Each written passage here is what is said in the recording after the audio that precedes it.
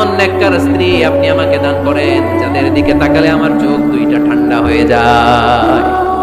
চক্ষু শীতলকারী স্ত্রী দেন। বিয়ে যাদের হয় নাই, ইয়াং ছেলেরা এই দোয়াটা করবা। বিয়ের জন্য দোয়ার দরকার আছে না নাই? প্রতিদিন এই দোয়া করবা, আল্লাহ এমন স্ত্রী দেন, এমন জীবন সঙ্গিনী আপনি আমাকে দেন, এমন লাইফ পার্টনার দেন যার দিকে তাকালে আমার চোখ জুড়িয়ে যায়।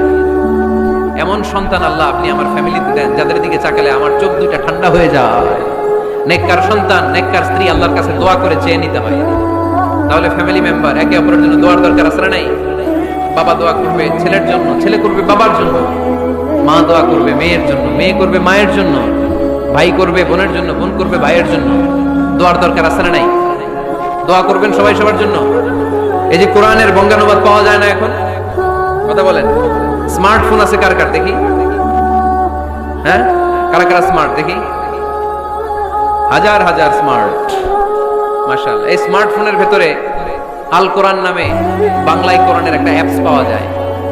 কথা বলেন, পাওয়া যায় কি যায় না? আজকে থেকে এই অ্যাপসটা ডাউনলোড করে প্রতিদিন এক আয়াত, দুই আয়াত, তিন আয়াত করে পড়া শুরু করে দেন।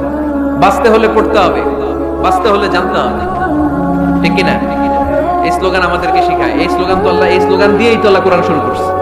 ইকরা বিসমি রাব্বিকাল্লাযী খালাক। বাঁচতে হলে জানতে হবে, বাঁচতে হলে পড়তে হবে, পড়ার কোনো বিকল্প নাই। আওয়াজ করে বলেন ঠিক কিনা?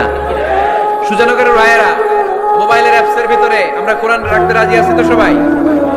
হাদিসের অ্যাপস ডাউনলোড করতে রাজি আছি তো? বাস রাজি আছি, ডাউনলোড করে রাখতে দেব, আর কেউ করবো না নাকি? হ্যাঁ, প্রতিদিন একটা আয়াত হলেও যেন আমরা পড়ি। আল্লাহ যা বলা দরকার সব বলে দিয়ে গেছে, নতুন করে আর কিছু বলবে না। আমরা যেন পড়াশোনা করি, আমরা যেন একটা পাঠাগার বানাই। আবারও কখনো আসার সুযোগ হলে আমি জিজ্ঞেস করবো, যদি আমার মনে থাকে যে আপনাদের পাঠাগার আছে কার কার করে, সেদিন সবার হাত তুলতে হবে। এমনি পারা যাবে তো? আল্লাহ তুমি তৌফিক দাও।